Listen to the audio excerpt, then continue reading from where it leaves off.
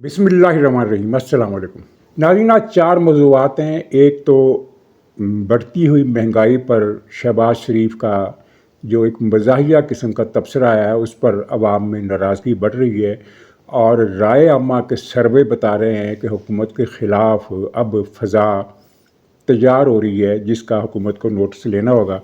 और दूसरा मौजू है मौलाना फजल रहमान के हवाले से एक ख़बर। पीटीआई को अब भी काफ़ी उम्मीद है कि मौलाना फजल रहमान उस तहरीक में शामिल हो जाएंगी, बल्कि क़यादत करेंगे जो वो ईद के बाद चलाने का इरादा रखती है। लेकिन जो फजल रहमान साहब के बारे में असल ख़बर है, अगर वो पीटीआई तक नहीं पहुंची तो पहुंच जानी चाहिए। इसके बाद उसके तोते उड़ जाएंगे कि ये क्या हो रहा है।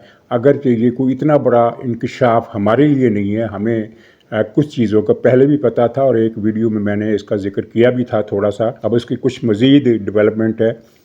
और फिर सबसे बड़ा लतीफ़ा, इमरान के रोज़े का लतीफ़ा, ये सुनने से ताल्लुक़ रखता है और किस तरह पीटीआई मज़लूमियत कार्ड खेल रही है, लेकिन असल में उसका मकसद कुछ और बताना था। फिर चीन का एक जवाबी वार हुआ है, जिसके बाद अमेरिका में काफ़ी परेशानी की लहर दौड़ गई है। ख़ास तौर पर उसके ज़री मसनूआत तैयार करने वाले, ज़री पैदावार वाले जो इदारे हैं, वो ख़ासे खौफ का शिकार, परेशानी का शिकार हो गए हैं। तो ये हमारे चार मरकज़ी मौज़ूआत हैं। नाज़रीन, रमज़ान के आने के बाद महंगाई की लहर मज़ीद ज़ोर आवर हुई है और घी चीनी से लेकर दाल चावल तक हर चीज़ महंगी हो गई है। और इसमें वज़ीर-ए-आज़म शहबाज शरीफ का एक लतीफ़ा नुमा बयान भी आप सामने आया। उन्होंने बढ़ती हुई महंगाई का नोटिस लिया और सख्त कार्रवाई का हुक्म दिया। लोगों ने इसे एक मज़ाहिया बयान समझा, इसलिए कि महंगाई तो ख़ुद हुकूमत की पॉलिसियों की वजह से हो रही है। और अगरचे महंगाई बढ़ने की शरह रफ्तार कम हुई है, लेकिन हुकूमत इसका जो गलत तर्जमा जानबूझकर कर रही है। कल भी वज़ीर-ए-आज़म ने ये कहा कि महंगाई में कमी हो रही है और महंगाई अब सिर्फ 4% के 2% रह गई है। पता नहीं, मुझे अब उसके एग्जैक्ट फिगर याद नहीं है, लेकिन ये बेमाने बात है, इसलिए कि महंगाई की रफ्तार कम हुई है, महंगाई बदस्तूर बढ़ रही है, महंगाई में कोई रिलीफ आवाम को नहीं मिला। अच्छा, यहाँ दो अहम बातें मैं करना चाहता हूँ। एक तो मिसाल के तौर पर एक वाक़या है, वो मैं बताऊंगा, लेकिन उससे पहले मैं ये बताऊं कि अब तक हुकूमत को आवाम की तरफ से एक खामोश तायद हासिल थी, इसलिए कि उन्हें पता था कि इमरान खान ने अपने 3.5 साल दौर में मईशत को जो नुकसान पहुँचाया और जिस तरह मईशत के रस्ते में खुद अपने उनके अल्फाज के मुताबिक शेख रशीद का बयान याद होगा कि हमने इतनी बारूदी सुरंगें खोद दी हैं मईशत के रस्ते में कि आने वाली हुकूमत को परेशानी होगी और वही महंगाई बढ़ी, IMF ने नई शर्तें लगाई, सब कुछ हुआ। तो अवाम अब तक हुकूमत को ये एक ग्रेस मार्क देते रहे कि ठीक है, ये पिछली हुकूमत की लाई हुई तबाही है, उससे निपटने में वक्त लगेगा। और कुछ इस बात की भी रियायत अवाम ने हुकूमत को दी कि इसकी पॉलिसियों से मईशत का दिवालिया निकलने का जो ख़तरा था वो टल गया था। ये यकीनन एक बड़ी बात थी। इसके लिए फ़ौजी क़यादत ने जो मेहनत की वो सबके सामने है। फ़ौजी क़यादत ने ना सिर्फ ये है कि ऐसे इक़दाम किए जिनसे मईशत की बहाली का रास्ता हमवार हुआ, बल्कि नए रास्ते पाकिस्तान के लिए खोले। और हालिया दिनों में पाकिस्तान ने बड़ी नुमायाँ कामयाबियाँ भी हासिल की। उज़्बेकिस्तान, अज़रबैजान के 2 नए गेट खुले, वस्त एशिया से मामलात बढ़े, इस सिलसिले में काफ़ी डेवलपमेंट हो रही है, काफ़ी इकदाम हो रहे हैं। तो इन सब चीज़ों की रियायत भी आवाम ने हुकूमत को दी, लेकिन दूसरी तरफ हुकूमत ने इस रियायत का गलत फ़ायदा उठाया और आवाम को रिलीफ दिलाने के लिए कुछ नहीं किया, बल्कि इसके बरक्स इकदाम किए, जिनके नतीजे में अब फ़ज़ा जो है वो पहले जैसी नहीं रही। और ये मैं हुकूमत को, पता नहीं मुझे ख़बरदार करना चाहिए या हुकूमत के पास अपने भी बहुत सारे ज़राए ऐसे होंगे जो उसे ख़बरदार कर रहे होंगे कि अवाम में मायूसी और गुस्सा दोनों जज्बात बढ़ रहे हैं और ये कोई अच्छा सबूत नहीं है। मैं मिसाल के तौर पर सिर्फ एक इक़दाम का हवाला देता हूँ, ज़्यादा बातें मैं नहीं करूँगा। मसलन पिछले दिनों हुकूमत ने 2-3 मरहलों में मराआत याफ्ता तबके के लिए मराआत में इजाफ़ा किया। एक तो स्पीकर कौमी असम्बली, चेयरमैन सेनेट, अरकान कौमी असम्बली, वज़राए मुमलिकत, मुशीर, मावन खुसूसी, डिप्टी मावन खुसूसी, पार्लिमानी सेक्रेटरी, इन सब लोगों के की तनख्वाहों में 5 से 10 लाख रुपए तक का महीने का इजाफ़ा किया। और यही नहीं, बल्कि जो सीनियर ब्यूरोक्रेट्स हैं उनकी तनख्वाहों में तो तकरीबन 150% का, यानी 3 गुना इजाफ़ा किया। 3 गुना इजाफ़े का मतलब तो यही निकलता है कि जो पहले 5 लाख ले रहा था उसको 15 लाख मिलेंगे, जो पहले 10 लाख ले रहा था, उसकी तनख्वाह 30 साल हो गई। हो सकता है असल आदाद व शुमार इसकी मुख्तलिफ हों, लेकिन 150 गुना इजाफा किया गया। दूसरी तरफ जो दूसरे मुलाजिम हैं उनकी तनख्वाहें कम कर दी गई। मसलन कल ही वाक़या सामने आया कि ये जो यूनिवर्सिटियों के उस्ताज़ा हैं और इस कैडर के जो दूसरे लोग हैं जो 20वें और 21वें ग्रेड के हैं, उनको यूसुफ रज़ा गिलानी के दौर में एक टैक्स रिबेट दी गई थी और बिल्कुल जायज़ और ज़रूरी रिबेट थी। वो शहबाज हुकूमत ने वापस ले लिया है और अब इन सब सरकारी मुलाजमों की तनख्वाहों में 10,000 से लेकर 20,000 तक की कमी हो गई है। यानी अगर कोई 1 लाख रुपए तनख्वाह ले रहा था तो अब उसे 90,000 मिलेगी। इतनी महंगाई में तनख्वाह बढ़नी चाहिए थी, लेकिन हुकूमत ने तनख्वाहें कम कर दी। अब हुकूमत के लोगों से पूछा गया तो वो कहते हैं कि जी ये IMF की शर्तें हैं। हालांकि ये बात गलत है, इसलिए है कि अगर IMF की शर्तें हैं तो आपने ये थोक के हिसाब से, कई गुना के हिसाब से इतनी बड़ी फ़ौज, अरकान असम्बली, वज़ीरों, मशीरों, पार्लियामेंट सेक्रेटरी और पता नहीं क्या अगड़म बगड़म सब की तनख्वाहों में 10-10, 5-5 लाख रुपए का इजाफा कर दिया, तो क्या वहाँ IMF की शर्तें लागू नहीं होती? वज़ीर आज़म हाउस के अखराजात भी पहले से बढ़ा दिए गए हैं और ईवान सदर के अखराजात भी पहले से बढ़ा दिए गए हैं। वज़ीरों की मराआत में तनख्वाहों के अलावा नई गाड़ियों की ख़रीदारी जो की जा रही है थोक के हिसाब से, और गैर ज़रूरी अखराजात और उनके घरों की आराइश के लिए, तज़ीन के लिए, मुरम्मत के लिए जो रकूम बढ़ाई गई है, यानी बेपनाह अखराजात किए जा रहे हैं जिनकी माजी में मिसाल नहीं मिलती। और दूसरी तरफ आवाम की बहबूद के लिए हुकूमत ने कोई इकदाम नहीं उठाया। ना तो पंजाब में कोई चीज़ नज़र आती है, ना कोई वफाक में चीज़ नज़र आती है। मुस्लिम लीग बतौर पार्टी, मुस्लिम लीग के लिए एक परेशानी की बात ये होनी चाहिए कि सिंध में पीपल्स पार्टी की हुकूमत आवाम को कुछ ना कुछ रिलीफ दे रही है, तो पंजाब और मरकज़ में आवाम को रिलीफ क्यों नहीं दिया जा रहा? यहाँ सारा ख़जाना जो है वो जो पहले से मराज याफ्ता है, जिनके पेट पहले से भरे हुए हैं, जिनके पास पहले ही 4-4 बंगले, कोठियाँ, फार्म हाउस, पता नहीं क्या क्या उनके पास है, उन्हीं को नवाजा दिया जा रहा है। और आवाम को रिलीफ देने के लिए हुकूमत ने कोई इकदाम नहीं किया। अब यही देख लीजिए कि रमज़ान के आने से पहले हुकूमत की मर्ज़ी से चीनी की कीमत बढ़ाकर 165-170 रुपये किलो कर दी गई, और उसके बाद जब वज़ीर आज़म ये बयान देंगे कि मैंने महंगाई में इजाफे का नोटिस ले लिया है, तो फिर इस पर तलखी नहीं बढ़ेगी तो क्या बढ़ेगा? आने वाले इलेक्शन में मुस्लिम लीग का क्या बनेगा, ये मुस्लिम लीग वालों को सोचना चाहिए। और इधर से ये ऐसी खबरें आ रही हैं कि भारत में खत्ते गुर्बत से नीचे रहने वाले अफराद का तनासब महज 1% हो गया है। यानी सिर्फ 1% घराने भारत में ऐसे रह गए हैं जो खत्ते गुर्बत से नीचे ज़िंदगी गुजार रहे हैं।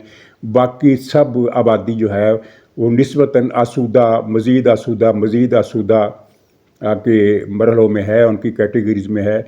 और पाकिस्तान में गुर्बत बढ़ रही है, बेरोज़गारी में भी कोई कमी नहीं आई, महंगाई पर कोई कंट्रोल नज़र नहीं आता, और उसके बरक्स हुकूमत के दावे नज़र आते हैं। नाज़रीन, PTI ईद के बाद तहरीक चलाना चाहती है। उस तहरीक का जो कामयाबी का इम्कान है वो पहले ही 0% है, और हकीकत में PTI अब सिर्फ टामक टोइयाँ मार रही है कि हम क्या करें। मसलन अब उसने ऐलान किया कि पख्तूनख्वा असम्बली के जो अरकान हैं वो पार्लियामेंट के सामने इस्लामाबाद में धरना देंगे, तो इस तजवीज़ को ख़ुद PTI के अरकान असम्बली ने रद्द कर दिया है कि ये नहीं हो सकता। इसलिए नहीं हो सकता कि जब ये अरकान असम्बली इस्लामाबाद में धरना देने आएंगे तो इनका जो प्रोटोकॉल है, इनका जो स्टेटस है MP होने का, वो ख़त्म हो जाएगा, और यहाँ उनसे वही सलूक किया जाएगा जो किसी भी गैर कानूनी मुजाहरीन की टोली से किया जाता है, यानी वही डंडा डोली वाला इलाज। तो अरकान असम्बली ये डंडे खाने के लिए तैयार नहीं है। लेकिन इससे जो बड़ी बात है, इनको अब भी एक उम्मीद है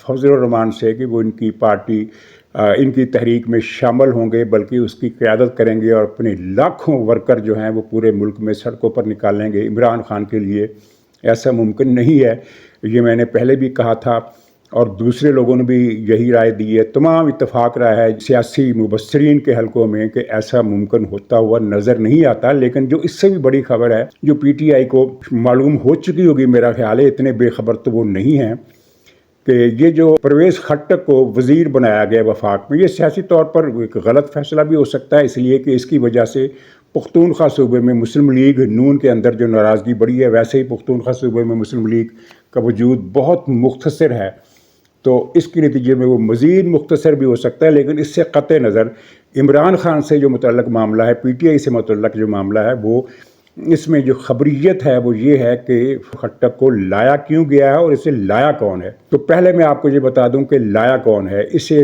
3 فریقی اتحاد، پرویز خٹک کو لانے کا فیصلہ 3 فریقی اتحاد کا فیصلہ ہے۔ 3 فریقی اتحاد یہ کوئی رسمی اتحاد نہیں ہے، غیر رسمی معنوں میں بات کر رہا ہوں۔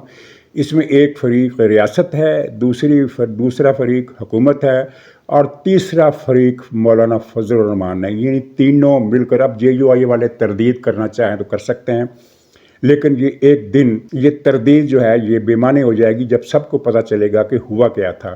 یہ تینوں فریق پرویز خٹک کو اس لیے لائے ہیں، مل کر لائے ہیں، اور ایک منصوبہ بنایا گیا ہے جس منصوبے کے تحت پختونخوا صوبے میں پی ٹی آئی کو گرائنڈ کیا جائے گا، یعنی ہوتا ہے نا گرائنڈر، اس میں ڈال کر اس کا رگڑا نکالا جائے گا، اور یہ رگڑا جائز ہے یا ناجائز ہے اس پر بحث الگ سے ہو سکتی ہے۔ مثلا اس کے حق میں یہ دلیل دی جا سکتی ہے کہ جو پارٹی پاکستان کو ٹکڑے ٹکڑے کرنے پر تلی ہوئی ہے، اور جو اب بھی کہتی ہے کہ ٹرمپ اس کو ان کو مزہ چکھائے گا، پاکستان کا حشر نشر کر دے گا، جو پارٹی یہ کہتی ہو، پھر ریاست کو یہ حق ہے کہ وہ اس ایسی پارٹی کو تخریب کاروں کے، انتشار پسندوں کے، ملک کی بربادی کے خواہش رکھنے والوں اور ملک کے تباہ کرنے کے پلاننگ کرنے والوں کو کچل کر رکھ دے، رگڑ کر رکھ دے، گرنڈ کر کے رکھ دے۔ تو یہ کوئی دلیل جو ہے کوئی غیر معتبر دلیل نہیں ہوگی، لیکن اس دلیل سے قطع نظر جو پلان ہے وہ یہی ہے کہ پختونخوا صوبے میں پی ٹی آئی کو تتر بتر کرنے کا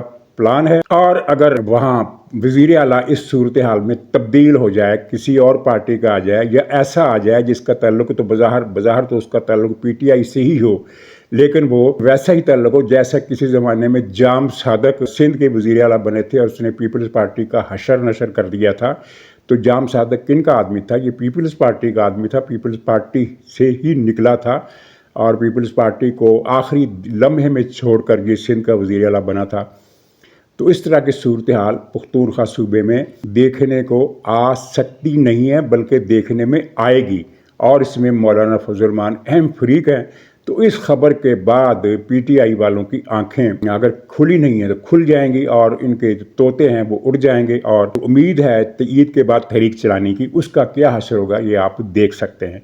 ناظرین، کل پی ٹی آئی کے طرف سے پہلے پتہ نہیں مشال یوسف زئی اور وہ جو ہے ان کا ایک مشیر وزیر کیا ہے، اور وہ مشرف کا بالکا، اس کا نام مجھے بھول گیا، تو وہ جو ہے اس نے ایک بیان دیا کہ جناب عمران خان کی سحری بند کر دی گئی ہے، اسے روزہ، وہ خالی پیٹ روزہ رکھتا ہے اور بڑا ظلم ہو رہا ہے۔ اور اس بیان کے بعد تقریباً 8-10 گھنٹے کے بعد سلمان اکرم راجہ کا بیان آ گیا۔ اس سے پہلے حکومت کی تردید آ گئی کہ عمران خان کا کوئی کھانا بند نہیں کیا گیا، تو اس کے بعد سلمان اکرم راجہ نے بھی کہہ دی کہ یہ باتیں غلط ہیں، عمران خان کی نہ تو سحری بند ہوئی ہے نہ کھانا بند ہوا ہے۔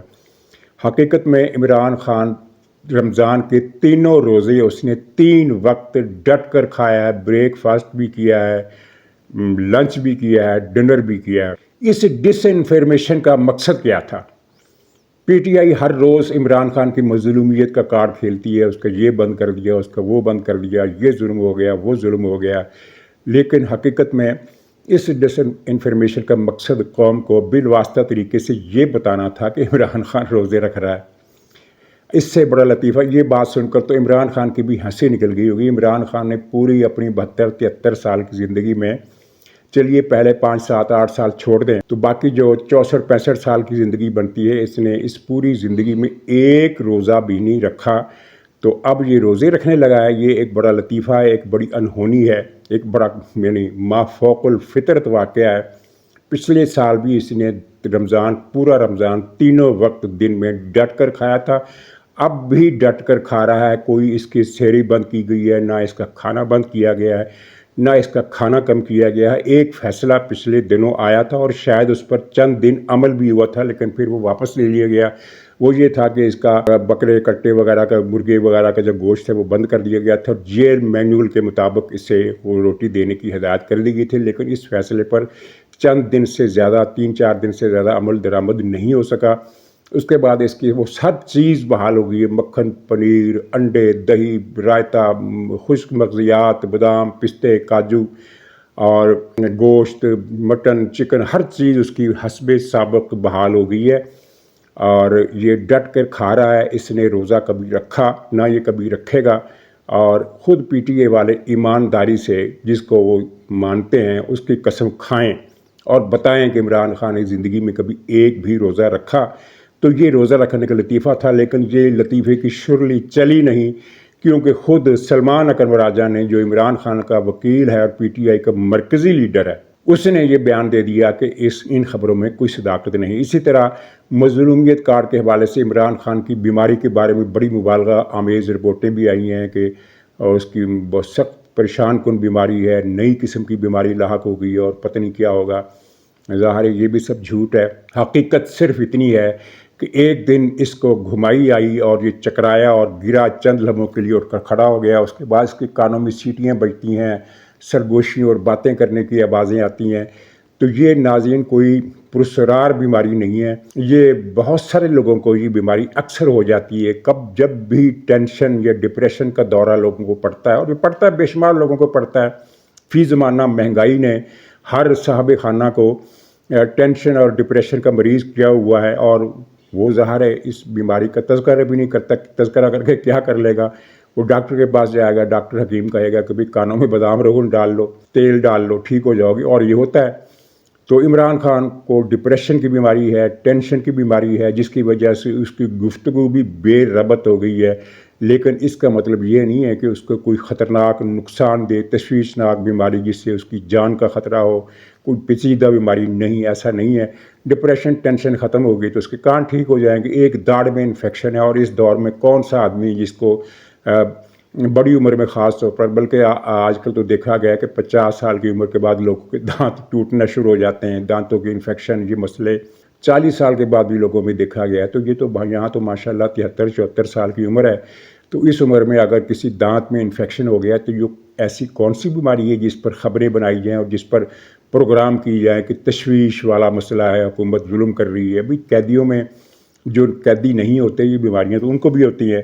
سمپل بات ہے کہ ہر طرف سے مایوسی کے بعد عمران خان کی ڈپریشن پہلے سے بڑھ گئی ہے۔ اس نے 1 سال امید کے سہارے گزارا کہ وہ بندیال کے بعد، اکالی کے بعد منصور آئے گا تو مسئلہ ٹھیک ہو جائے گا، ٹرمپ آئے گا تو مسئلہ ٹھیک ہو جائے گا، یہ ہو جائے گا تو مسئلہ ٹھیک ہو جائے گا۔ اب ہر طرف سے امیدیں ٹوٹ گئی ہیں، ٹرمپ پھنس گیا ہے یوکرائن کے مسئلے پر۔ اچھا تو خیر، یوکرائن کے مسئلے سے یاد آیا کہ ایک چھوٹی سی خبر ہے کہ چین نے امریکہ کی زرعی درآمدات پر پابندی لگا دی ہے، یعنی وہ زرعی مال جو امریکہ سے چین آتا ہے اس پر انہوں نے جوابی ٹیکس لگا دیا ہے۔ جو ٹرمپ نے چین کی مصنوعات پر پابندی لگائی تھی، اس کے جواب میں چین نے اقدام کیا ہے، اور امریکہ کو خیر اس اقدام کے لیے تیار رہنا چاہیے تھا، کیونکہ چین کا بیان بہت پہلے آ گیا تھا کہ اگر امریکہ نے پابندیاں لگائی تو ہم بھی لگائیں گے۔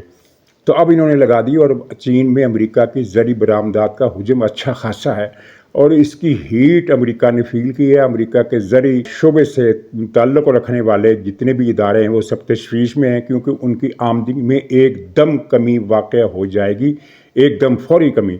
اور یہ چین نے کہا ہے کہ یہ ہماری طرف سے شروعات ہے، ابھی ہم اور بھی اقدامات کریں گے۔